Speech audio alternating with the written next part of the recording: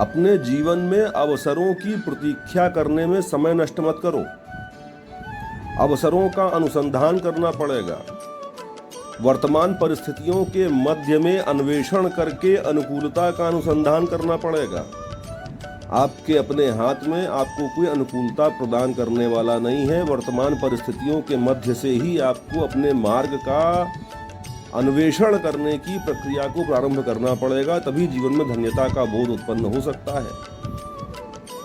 जब अनुकूलता आएगी तब हम कोई काम करेंगे, जब समय अनुकूल होगा तब हम कोई काम करेंगे। अरे भाई, संकल्प करो, कार्य को करने का निर्णय करो, ठाकुर जी की कृपा होगी। उस संकल्प की पूर्ति के लिए मार्ग स्वयमेव प्रशस्त होता चला जाएगा, खुलता चला जाएगा, लोग साथ खड़े होते चले जाएंगे। विश्वास तो रखो। आप देखो, ठाकुर जी का जीवन जो है, श्री कृष्ण जी महाराज का, कितना अद्भुत जीवन है। पैदा होते ही तो राक्षसी आ गई विष से युक्त दुग्धपान कराने के लिए। उसके बाद नाना प्रकार के कष्टों का सामना करते हुए उन्होंने मथुरा गमन किया। पूरे जीवन में जिनकी हम उपासना करते हैं, उनके जीवन में सुख कहाँ दिखाई देता है?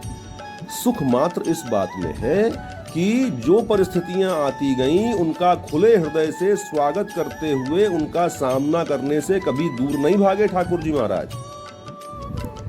उनसे लड़ते रहे और उन क्षणों के मध्य में जिस प्रकार से किसी सुंदर से जंगल में धरती के नीचे जल का स्रोत छिपा हुआ होता है और उसको खोदने के उपरांत सुंदर शीतल जल प्रवाहित होने लगता है और आपकी तृषा शांत हो जाती है, उसी प्रकार से ठाकुर जी ने उपलब्ध संसाधनों और उपलब्ध उपस्थित परिस्थितियों के मध्य से आनंद का अनुसंधान किया और हमको आपको ये शिक्षा प्रदान की कि भैया, अवसरों का अनुसंधान मत करो, अवसरों को उत्पन्न करने का प्रयास करो। जो सामने आ रहा है उसका सामना करो। स्केपिस्ट अप्रोच अपनाओगे, पलायनवादी दृष्टिकोण अपनाओगे तो जीवन में कभी सुख की प्राप्ति नहीं होगी।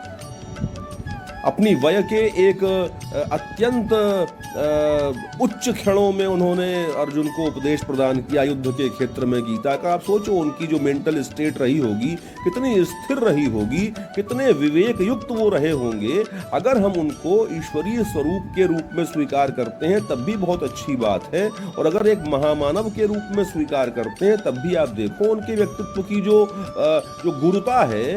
युद्ध के क्षेत्र में हाथी चिंगाड़ रहे हैं, घोड़े हिनहिना रहे हैं, रथों की आवाज से वातावरण में धूल ही धूल फैली हुई है, भयंकर कोलाहल है, और उसके मध्य में गीतोपदेश को प्रदान किया जाना कितनी अद्भुत बात है। ऐसा गुरु है और अर्जुन जैसा चेला है जिसने शांति के साथ अपनी समस्त इंद्रियों को संकेंद्रित करके उस गीता के ज्ञान को प्राप्त किया। न कृष्ण जी ने अनुसंधान किया कि अच्छा वातावरण होगा तब उपदेश देंगे, न अर्जुन ने ये कहा कि जब सुंदर वातावरण होगा, बढ़िया हॉल में बैठे होंगे, एसी चल रहा होगा, पंखा चल रहा होगा, पेट भरा होगा, तब आपका उपदेश सुनेंगे। सत्संग तो कहीं पर भी आपके जीवन के अंदर छिपे हुए रस को प्रकट कर सकता है। इसलिए पलायनवादी मत बनो।